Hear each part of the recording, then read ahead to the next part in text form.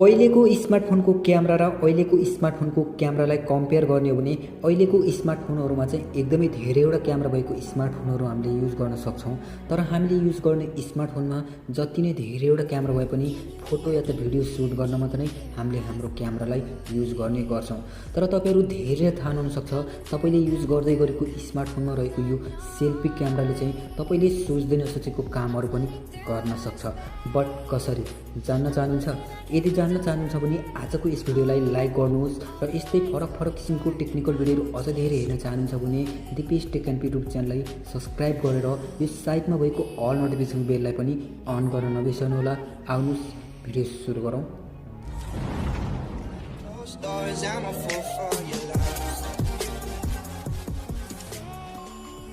Okay, तपाईँले use गर्दै गरेको डिभाइसमा रहेको यो सेल्फी क्यामेराको सेक्युरिटी फ्युचर अन गर्नको लागि चाहिँ तपाईँले एउटा एप्लिकेसनले डाउनलोड गर्नुपर्ने हुन्छ।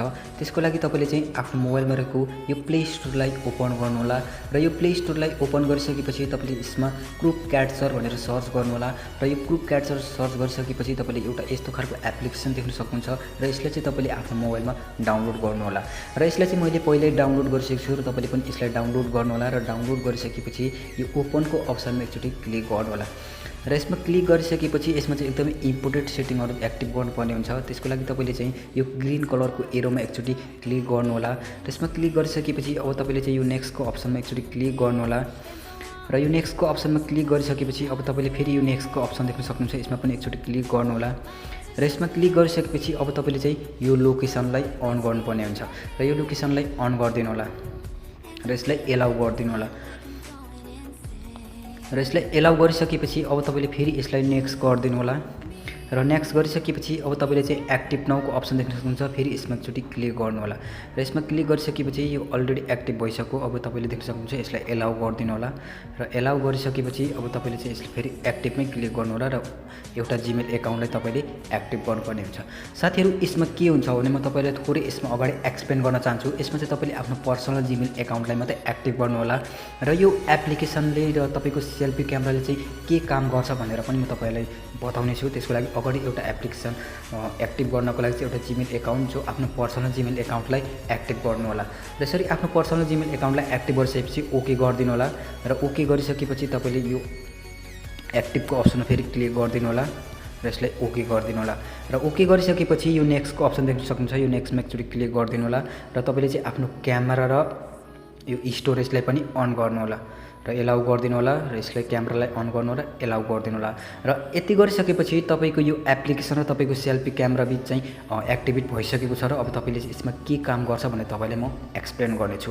यो एप्लिकेसनले चाहिँ के काम गर्छ भन्दा त यदि तपाईँको मोबाइल हराएको अवस्था या त तपाईँको मोबाइल चार्ज गरेको अवस्थामा कसैले तपाईँको मोबाइल चाहिँ छुने या त प्याटर्न लक खोल्ने प्रयास गरेको छ भने चाहिँ यो एप्लिकेसनले चाहिँ कसले चाहिँ खोल्न खोजेको र चाहिँ कुन ठाउँबाट खोल्न खोजिरहेछ यसले चाहिँ टोटल डिटेल्स चाहिँ तपाईँलाई चाहिँ अटोमेटिक सेन्ड गर्नेछ र उसको फोटो पनि यसले तपाईँको सेल्फी क्यामेराबाट खिचेर यसले सेन्ड गर्ने काम गर्छ।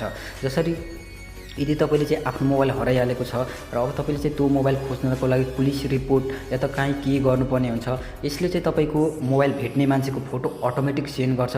कसरी सेन्ड गर्छ भनेर तपाईँलाई म यसमा प्रुफ पनि देखाउने छु। त्यसको लागि तपाईँले यो ट्राई नाउको अप्सन देखिराख्नु भएको छ, यसमा सिम्पली एकचोटि क्लिक गर्नु होला।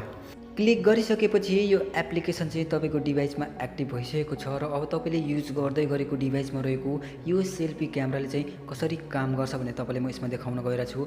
यदि तपाईँको मोबाइल चाहिँ कतै हराएको अवस्थामा या कतै चोरी भएको अवस्थामा चाहिँ यो एप्लिकेसनले चाहिँ अटोमेटिक उसको फोटो र लोकेसन तपाईँलाई 2 सेकेन्डमै सेन्ड गरिदिनेछ। एक्जाम्पलको लागि तपाईँले म यसमा देखाउन गइरहेको छु।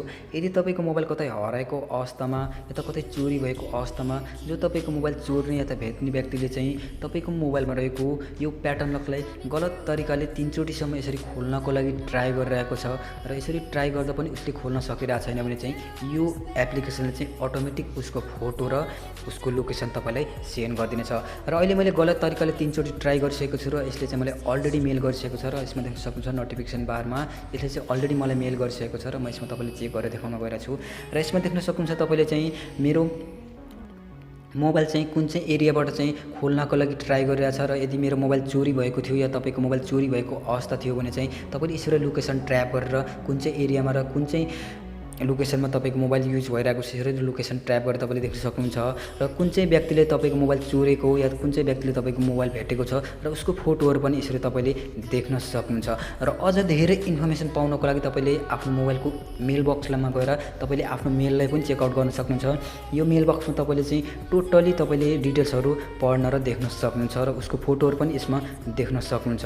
र साथीहरू आजको एप्लिकेसन यो कस्तो लाग्यो तपाईँहरूलाई? यदि तपाईँलाई पनि यो एप्लिकेसन मन परेको छ भने या राम्रो लागेको छ भने मुनि कमेन्ट सेक्सनमा गएर चाहिँ नाइस एप्लिकेसन भनेर कमेन्ट गर्न पनि नबिर्सनु होला। र आजको यस भिडियोलाई लाइक गर्नुभएको छैन भने कृपया भिडियोलाई लाइक गरेर पनि सपोर्ट गरिदिनु होला। हस्त जय नेपाल।